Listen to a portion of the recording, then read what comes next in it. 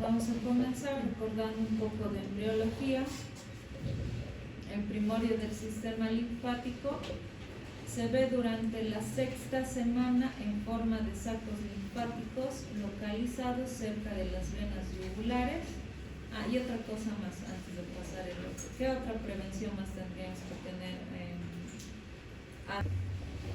Durante la octava semana se forma la cisterna del filo y al mismo tiempo se comienzan a formar dos sacos linfáticos adicionales que corresponden a los pedículos vasculares iliofemorales. Durante la novena semana van a aparecer los canales comunicantes que conectan los sacos linfáticos y que se convertirán en el conducto torácico. ¿No se acuerdan? Igual que hemos mencionado ya el conducto torácico. A partir de este sistema linfático primordial se van a formar brotes endoteliales que crecen con el sistema venoso para formar el plexo linfático periférico. Cuando uno de los sacos linfáticos yugulares iniciales no se desarrolla, no hay conexiones y drenaje adecuados con el sistema linfático y posteriormente con el sistema venoso, lo cual puede producir posteriormente quistes linfáticos focales como ser linfangiomas cavernosos, también conocidos como higromas quísticos, y estos higromas quísticos pueden ser congénitos o pueden ser adquiridos, ¿no? Estos congénitos ya se pueden producir en el útero, en el feto, ¿no? Va a ser por una obstrucción a nivel del sistema linfático y va a ser que se acumule, generalmente se acumula a nivel cervical, ¿no?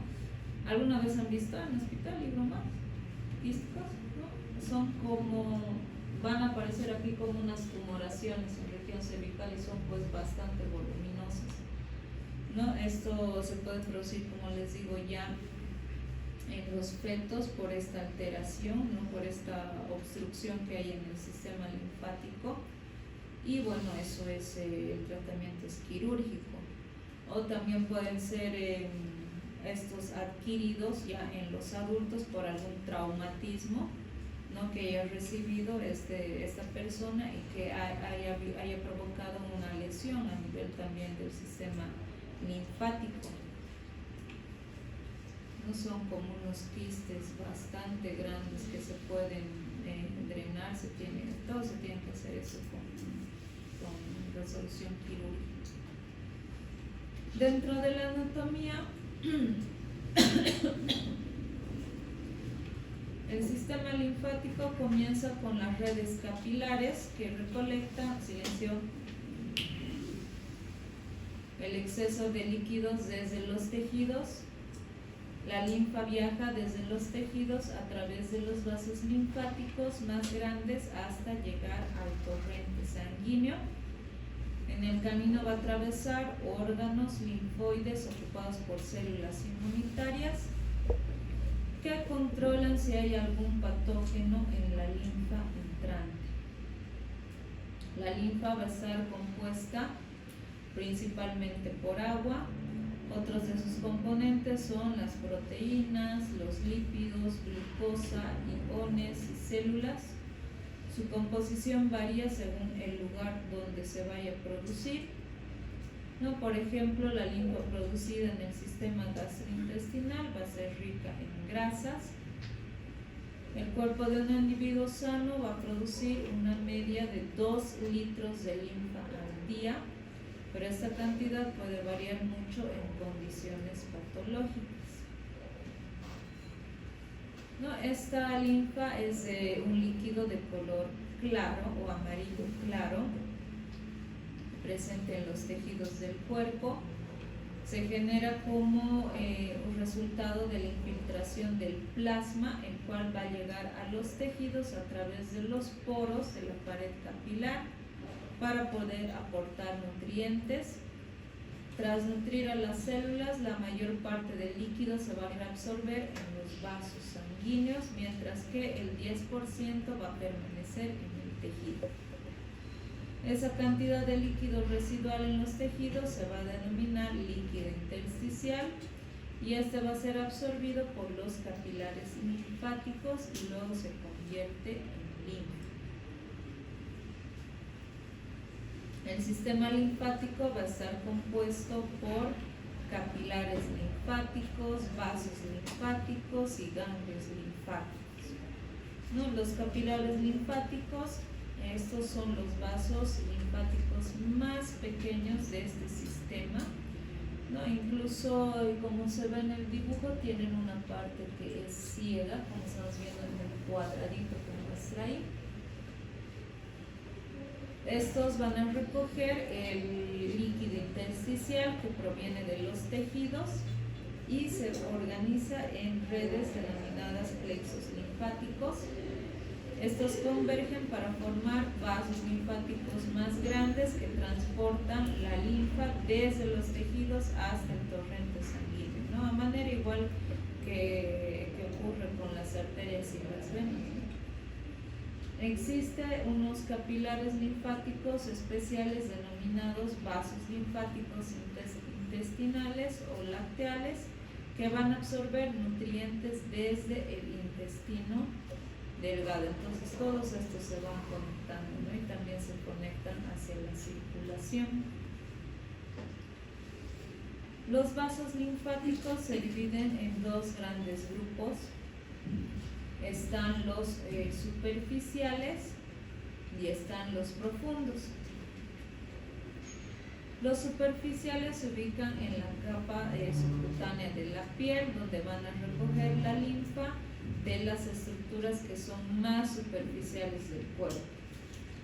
Estos tienden a seguir el drenaje del sistema venoso para luego drenar en los vasos linfáticos profundos. Entonces recogen de toda la superficie y luego se van hacia la profundidad.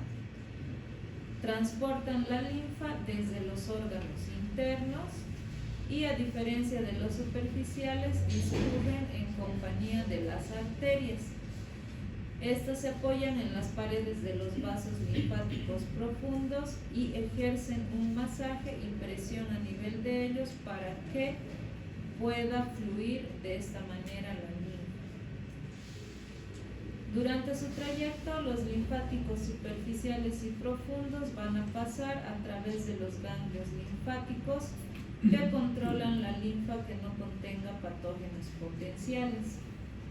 Esos vasos linfáticos que llevan la linfa hacia el ganglio linfático se conocen como aferentes, mientras los que la alejan del ganglio se denominan eferentes. Los vasos eferentes tributan en los troncos linfáticos que se nombran según la región del cuerpo a la cual se va a drenar esta linfa. Hay 4 troncos pares y un tronco impar. Dentro de los pares están el lumbar, el bronco mediastínico, el subclavio y el yugular. Dentro del impar está el tronco linfático intestinal que drena la linfa hacia los órganos del tracto gastrointestinal. Este conducto se abre en la cisterna del quilo, que igual ya lo hemos visto cuando hemos visto el conducto torácico, que es una dilatación que existe aproximadamente a nivel de la L2 y que marca el origen del conducto torácico. Los troncos linfáticos convergen para formar los dos conductos linfáticos, el derecho y el conducto torácico. El derecho recibe la linfa de la extremidad superior derecha, del lado derecho de la cabeza, del cuello y del tórax. El conducto torácico es un vaso más voluminoso que recibe linfa del resto del cuerpo. Estos conductos linfáticos van a drenar la linfa hacia las venas subclavias derecha e izquierda, que a su vez tributan en la vena cava superior. Este sistema linfático es una vía unidireccional que comienza en los tejidos y se abre al sistema circulatorio en el otro extremo. Este no tiene una bomba que regula la presión, no hay que impulse el flujo de la linfa como lo tiene el sistema circulatorio. En su lugar, esta linfa va a fluir gracias a los movimientos del cuerpo, las pulsaciones de las arterias, las contracciones de los músculos, y estos también presentan unas válvulas que van a impedir el flujo de forma retrógrada. Dentro de los ganglios linfáticos, estos son pequeños ensanchamientos que se forman a lo largo de los vasos linfáticos. Contienen dos tipos de linfocitos. Son órganos linfáticos también secundarios distribuidos por todo el cuerpo, agrupados según las regiones corporales en las que se encuentran. Ya hemos visto también, ¿recuerdan? Ganglios linfáticos a nivel axilar, están pélvicos, mediastínicos. Un adulto tiene aproximadamente un promedio de 450 ganglios linfáticos. La mayoría se va a encontrar a nivel abdominal. En su interior, estos ganglios linfáticos van a contener, ya hemos mencionado, linfocitos, ¿no? Y otras células del sistema inmune, como ser los macrófagos, las células plasmáticas y las células dendríticas. Gracias a estas, los ganglios linfáticos van a servir como un lugar de filtración para la linfa antes de llegar al sistema venoso, ¿no? Entonces, este es el recorrido que realiza.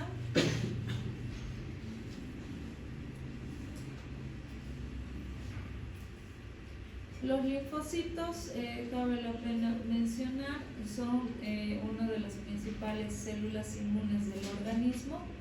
Estas se originan de las células madres de los órganos linfáticos primarios y son responsables de la inmunidad adquirida en el paciente.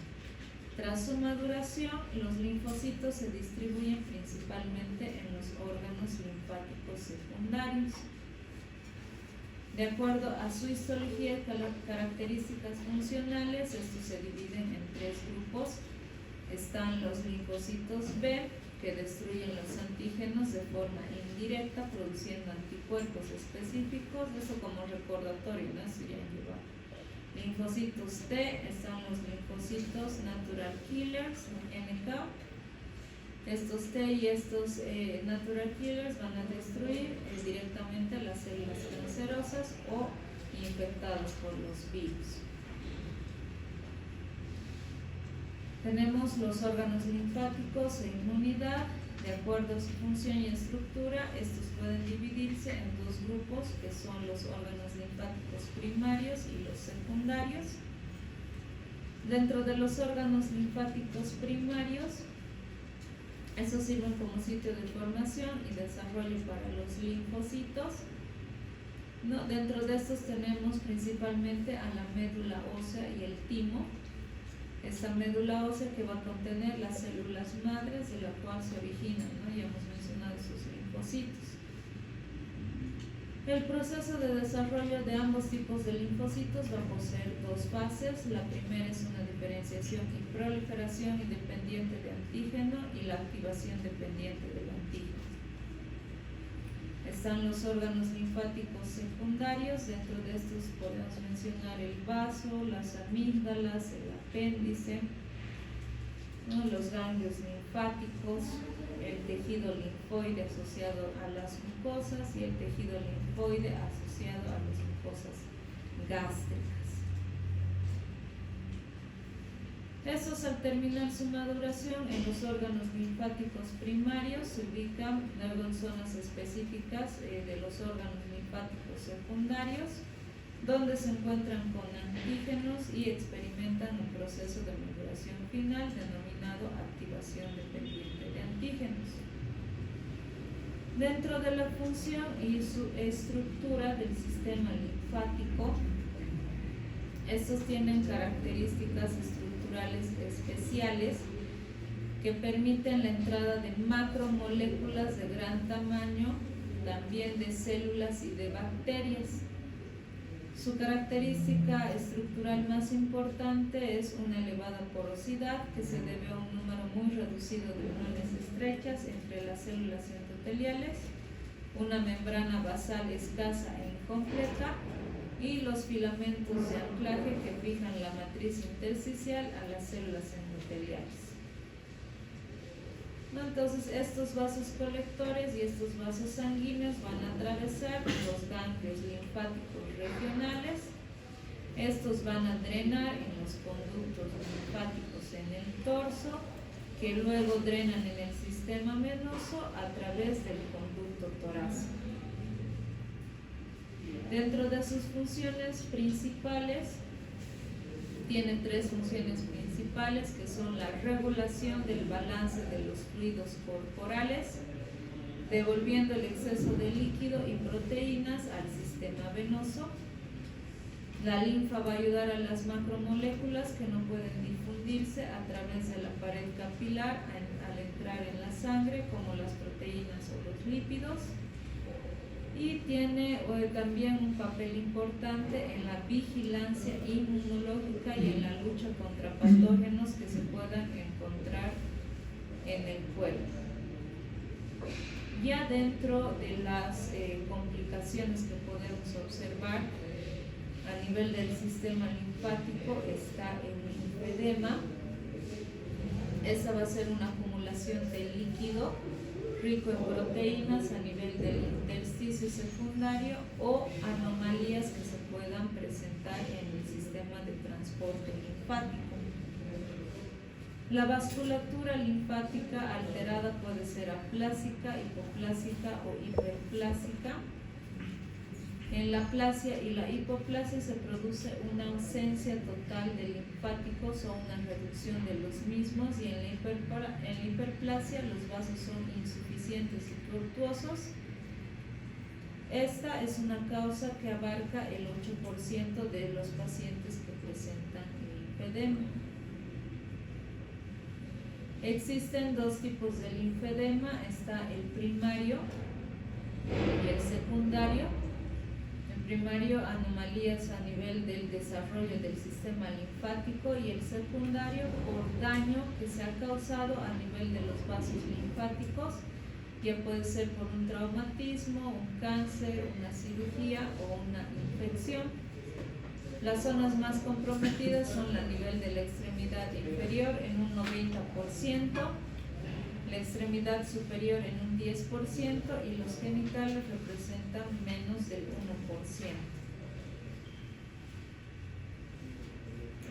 Dentro de su incidencia y causas, la incidencia puede ser luego de una disección axilar por cáncer de mama, eso representa el 29 al 49%, o en una biopsia del linfonodo centinela, que representa del 5 al 7%.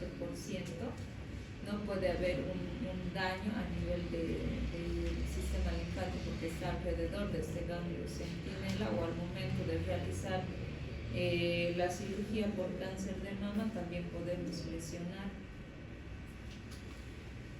Puede ocurrir como consecuencia del tratamiento de otros tipos de cáncer, como melanoma, que representa un 16%, tratamientos ginecológicos 20%, genitourinario 10%, de cabeza y cuello 4% y los sarcomas un 30%.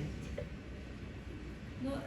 Mencionando dentro de sus causas que pueden ser por cáncer, si las células cancerosas bloquean los vasos linfáticos, ¿no? Si van a bloquear los vasos linfáticos, va a haber una acumulación de este líquido produciendo el linfedema.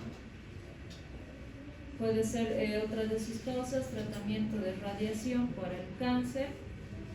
Esa radiación puede provocar un proceso de cicatrización y de inflamación a nivel de los ganglios linfáticos o a nivel de los vasos linfáticos, lo cual también va a producir, ¿no?, una obstrucción. Si hay una cicatrización debido a la radiación por esto, por este tipo de tratamiento, entonces estos vasos linfáticos también pueden llegar a obstruirse. Está la cirugía que puede ser contra el cáncer, que se suelen extirpar también los ganglios linfáticos para poder determinar, ¿no?, el estadio. Eso se acuerdan que habíamos mencionado el cáncer de mama también. Están los parásitos en países en desarrollo del trópico. La causa más común del linfedema es la infección por gusanos que parecen hilos que van a ir a obstruir los ganglios linfáticos. Estos se van a diseminar, ¿no?, a través de la parte sanguínea. Dentro de las manifestaciones clínicas tenemos que hay hinchazón en la totalidad o en la parte del brazo o a nivel de la pierna. Incluso también puede haber hinchazón a nivel de los dedos, de los pies, también de las manos, sensación de pesadez, va a haber opresión, la amplitud limitada de movimiento, va a haber infecciones recurrentes y va a haber también un endurecimiento o engrosamiento de la piel. ¿No? Aquí estamos viendo en la imagen de arriba, vemos en una etapa 1 ya empieza a haber un aumento de volumen del miembro superior, en la etapa 2 ya está con un aumento de volumen mayor y en la etapa 3 vemos claramente, ¿no?, cómo hay una diferencia entre ambos miembros superiores, ¿no?, derecho e izquierdo. Entonces va a haber, ¿no?, estamos viendo como en la imagen de abajo va a haber un bloqueo a nivel de los vasos linfáticos, lo cual va a producir este aumento de volumen. El miembro edematoso tiene una consistencia firme, endurecida, va a haber pérdida de la forma perimaleolar debido al aumento de volumen, lo que da lugar a un patrón en tronco de árbol. El dorso del pie va a estar tumefacto de manera característica, lo que da lugar a un aspecto de joroba de búfalo, como estamos viendo en la imagen, ¿no?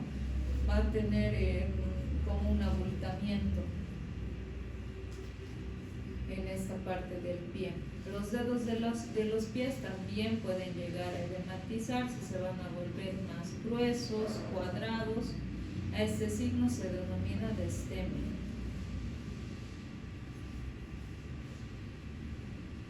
Clínicamente este se va a manifestar como un edema blando con fobia, va a haber acumulación de fibroblastos, de adipocitos y tal vez de manera más importante estos macrófagos en los tejidos afectados, lo que culmina en una respuesta inflamatoria local. Eso va a producir cambios estructurales o en el depósito de tejido conectivo, elementos adiposos en la piel y en el tejido subcutáneo. En la segunda etapa del linfedema, el edema tisular va a estar más pronunciado, no va a dejar fobia y tiene una consistencia esponjosa. La elevación no reduce el edema y la fibrosis cutánea es más aparente. En la tercera etapa del linfedema, los tejidos afectados padecen una lesión como consecuencia de la respuesta inflamatoria local y de los episodios infecciosos recurrentes que se deben a las roturas cutáneas. Esos episodios repetidos lesionan los conductos linfáticos incompetentes, lo que empeora de manera progresiva la insuficiencia subyacente del sistema linfático y finalmente produce una fibrosis y una cicatrización subcutánea excesiva con los cambios cutáneos más graves asociados, que son la elefantiasis linfostática. En este estadio el edema es irreversible. Para el diagnóstico, en el examen físico se puede realizar la medición volumétrica de la extremidad y después tenemos que seguir realizando, ¿no?, el seguimiento de esta medición y ver la progresión, ¿no?, si está aumentando. Eso tenemos que ir registrando en la historia clínica. Después, para diagnosticar también tenemos la linfocintigrafía isotópica, ¿no?, que es con contraste. Se realiza una inyección subdérmica de contraste, que puede ser con tecnesio 99, en los espacios interdigitales, y esto se hacía con una cámara con gammagrafía. Eso ya es un procedimiento, ¿no?, que es un poco más invasivo. Bien, esto. También tenemos otros estudios, está la linforresonancia magnética. Esta nos puede mostrar cambios anatómicos a nivel de los vasos linfáticos y los linfonodos. Hay tres tipos principales de malformaciones del sistema linfático que se pueden presentar, como linfonodos afectados, el tipo 1, el tipo 2, solo vasos linfáticos afectados, y el tipo 3 también son tanto los vasos linfáticos como los linfonodos que van a estar afectados. En este linfedema secundario, esta linforresonancia magnética va a ser capaz de demostrar los vasos linfáticos colectores tortuosos o dilatados que se encuentren en las extremidades que están linfoedematosas. Va a proporcionar información sobre el estatus funcional del transporte de la linfa a nivel de los vasos linfáticos y en los linfonodos. En la linfografía con verde de indocianina se realiza la inyección subdérmica en el espacio interdigital de la extremidad afectada y se va a observar mediante una cámara de fluorescencia cercana. No como tendría que verse de forma normal, estamos viendo en la imagen de la izquierda con esas flechas verdes, y cuando está obstruido esto que vamos a inyectar se va a ver de esta manera, ¿no? Todo va a ser como una zona blanquecina. Eso se vería de forma anormal.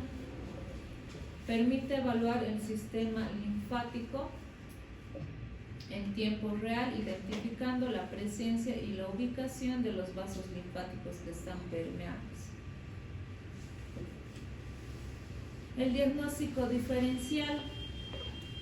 En el linfoedema, ¿qué vamos a ver? Va a haber cambios a nivel de la piel, como ser ligenización, va a haber aparición de la piel de naranja, también va a haber hiperkeratosis, ¿no? Eso como un principal diagnóstico diferencial.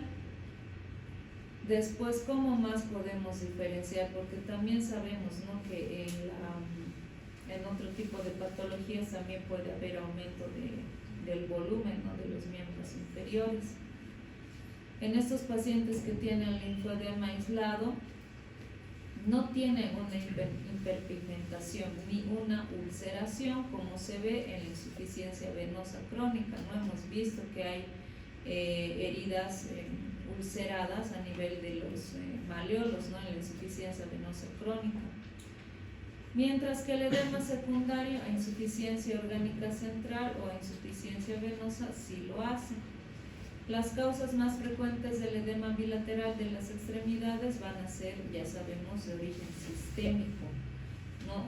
Va a haber, por ejemplo, la etiología va a ser de insuficiencia cardíaca o insuficiencia renal, una hipoproteinemia secundaria a cirrosis, un síndrome nefrótico, una malnutrición. Otra causa importante que se debe considerar ante un aumento del tamaño bilateral de las piernas es el lipedema. Este lipedema no es un edema verdadero. Este lipedema va a ser la acumulación excesiva de grasa subcutánea que se va a encontrar en mujeres que son obesas. Este va a ser bilateral, como estamos viendo en la imagen. Este no deja fobia porque no es acumulación de líquido, sino de grasa. Es más intenso a nivel del tobillo y en las piernas, y de manera característica va a respetar los pies, no va a haber un aumento de volumen en los pies.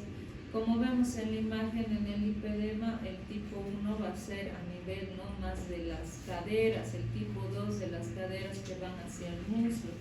El de tipo 3, esta acumulación de grasa va a ser a nivel de todo lo que incluye caderas, muslos, piernas, exceptuando a nivel de los pies. En el de tipo 4, esta acumulación de grasa va a estar a nivel de los miembros superiores. Y en el de tipo 5 solamente va a estar a nivel de las piernas y va a ser bilateral. Eso puede ser un diagnóstico diferencial, ¿no?, para poder darnos cuenta si se trata de un lipedema o se trata de una alteración a nivel del sistema linfático. No va a haber cambios cutáneos tampoco en el lipedema, y el aumento de tamaño no va a estar afectado por la elevación de los miembros. La anamnesis habitualmente indica que ha sido un problema de larga evolución y que puede aparecer en el entorno familiar. La patología venosa también hemos visto, ¿no?, que es causa de edema unilateral en la pierna.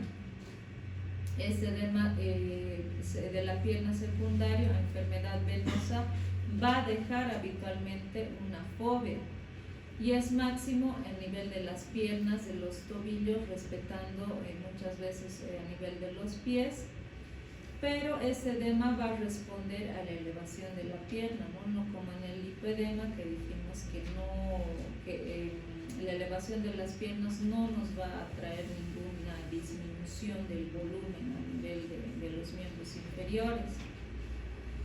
En las etapas tardías, la piel aquí va a ser atrófica y tiene una pigmentación marrón, ¿no? Eso ya hemos visto, con la deposición de muciderina.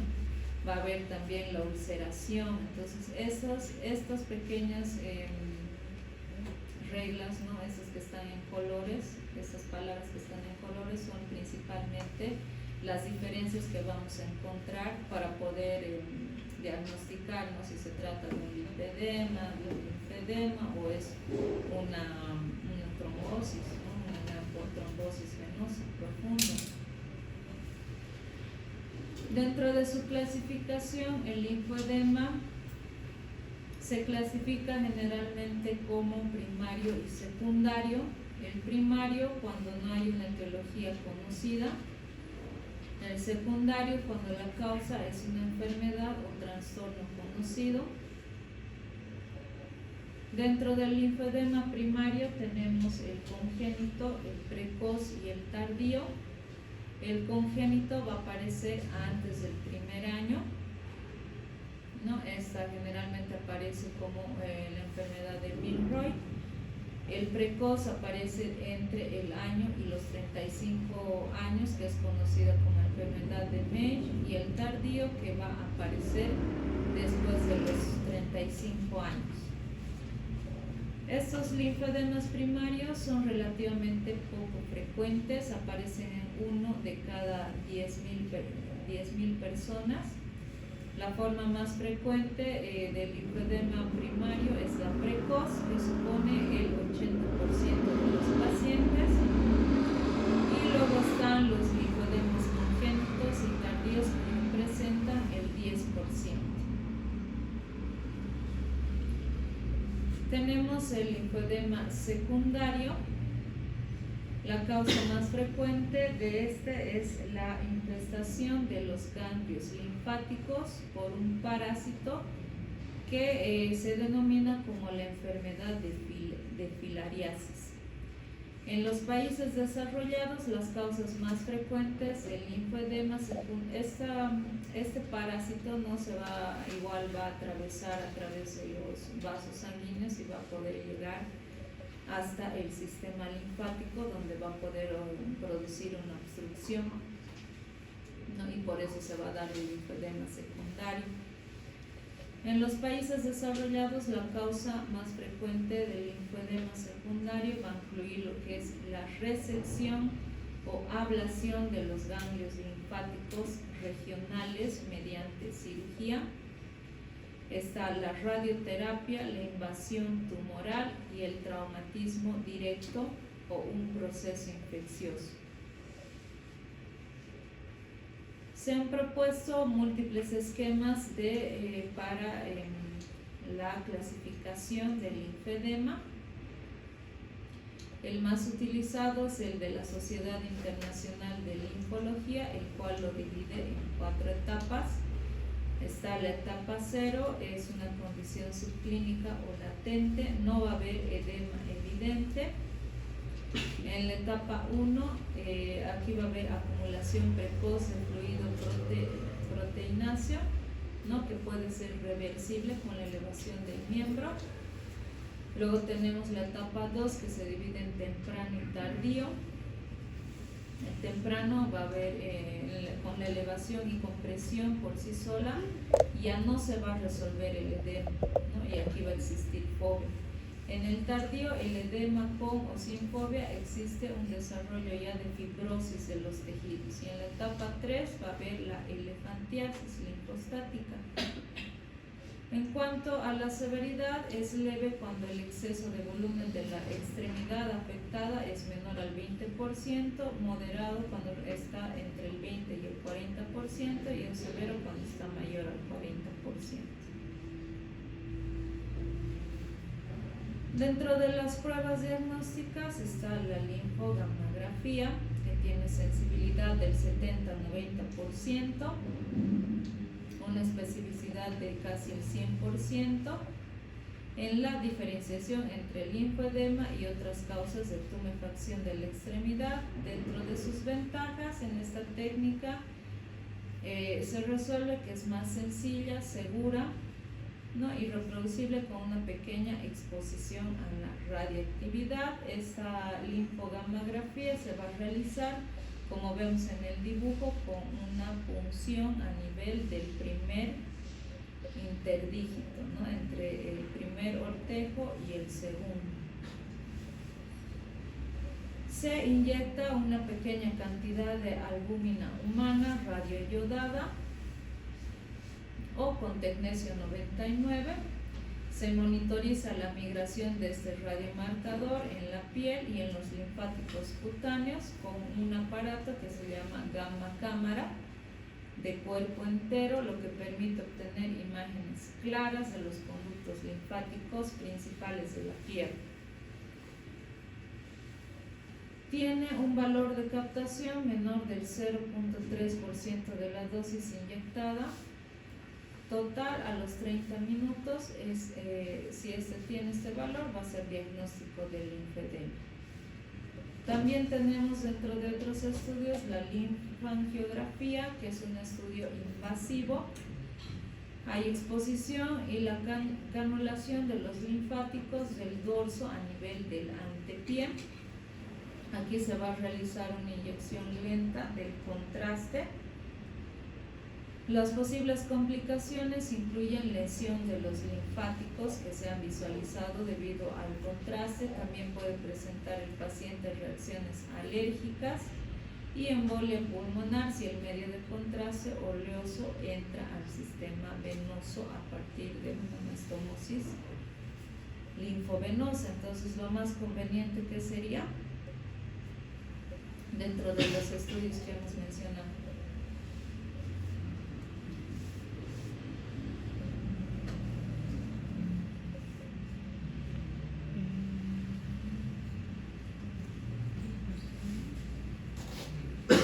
¿cuál es más seguro?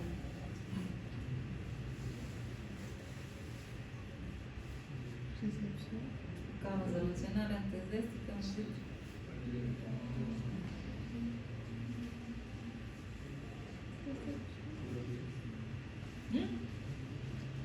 ¿Están durmiendo?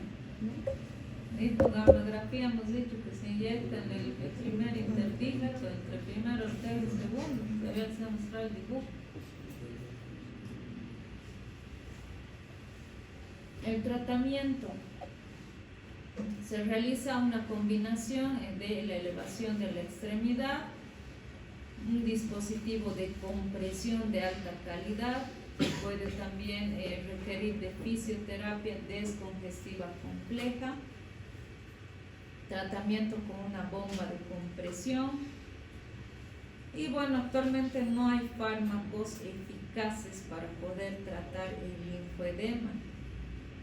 También existe el tratamiento quirúrgico. Dentro de las medidas terapéuticas generales debemos tener un cuidado meticuloso de la piel y evitar lesiones. Debe acudir ese paciente al nosocomio ante signos de infección de la piel, ¿no? Porque estos pueden progresar rápidamente y originar una situación grave de manera sistémica. Las infecciones se deben tratar de manera agresiva y rápida con antibióticos adecuados frente a los focos gram positivos. Se debe tratar el eczema del antepié y de los dedos de los pies, y se pueden considerar también cremas que contengan hidrocortisona. Los ejercicios de las extremidades son con una amplitud de movimientos básicos.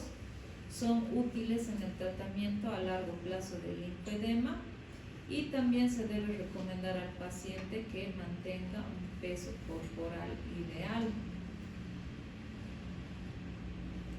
Está también dentro del tratamiento la elevación y dispositivos de compresión. Eso se puede realizar con medias elásticas de alta calidad, excepto cuando las piernas están elevadas por encima del corazón. Estas medias de compresión, ¿se acuerdan que habíamos mencionado también, ¿no?, en la trombosis venosa profunda? ¿De cuánto habíamos dicho que era la compresión en milímetros de mercurio para estas medias en la trombosis venosa profunda?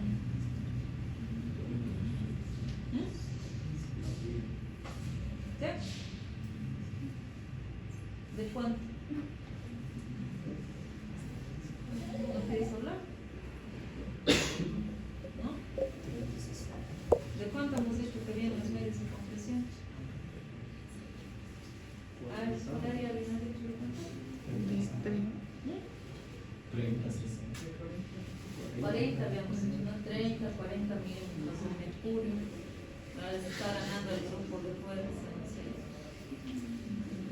Estas medias de compresión administran presiones desde 30 a 60 milímetros de mercurio. Estas van a tener un efecto beneficioso adicional, y aparte que van a proteger la extremidad de lesiones como quemaduras, laceraciones, picaduras. No, estos pacientes deben evitar estar de pie durante periodos prolongados y deben elevar las piernas por la noche apoyando el pie al pie de la cama sobre más o menos una altura de 15 centímetros.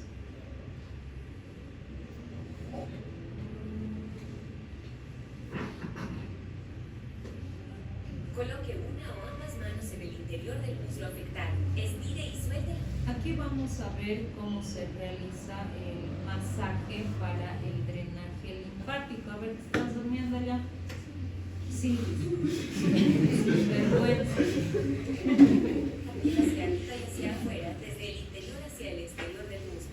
Presione 5 veces en 3 líneas, asegurándose de cubrir toda el área.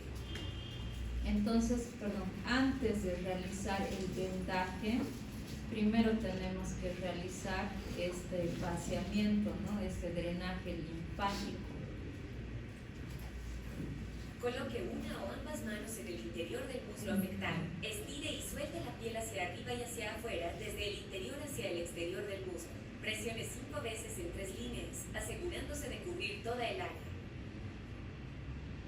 No es que vamos a hacer tampoco movimientos muy bruscos o torpes, pero sí tenemos que ir haciendo este movimiento como circular. Paso 7. Rodilla. Coloque las palmas de las manos en ambos lados de la parte inferior de la rodilla. Estire la piel hacia el área de la cadera y la cintura. Haga presión 5 veces y en 3 series.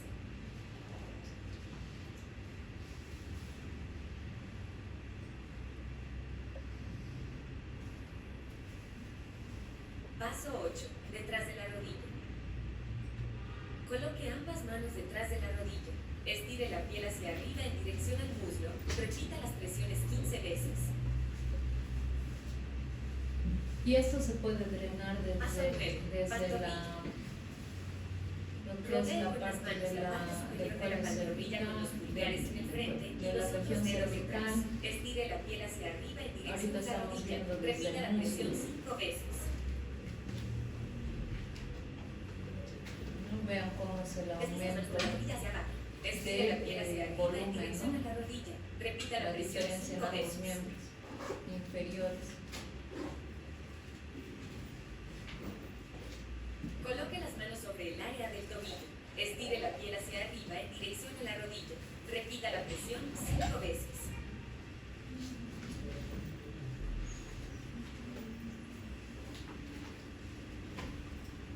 Paso 10. Talón de Aquiles. Si puede, coloque el tobillo sobre la rodilla opuesta. Coloque los dedos en ambos lados del talón de Aquiles. Estire la piel hacia arriba en dirección a la parte posterior de la pantorrilla. Repita la presión 15 veces.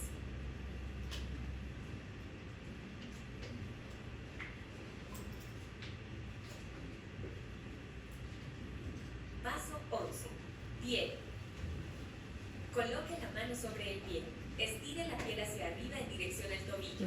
Haga presión 5 veces y en 3 series.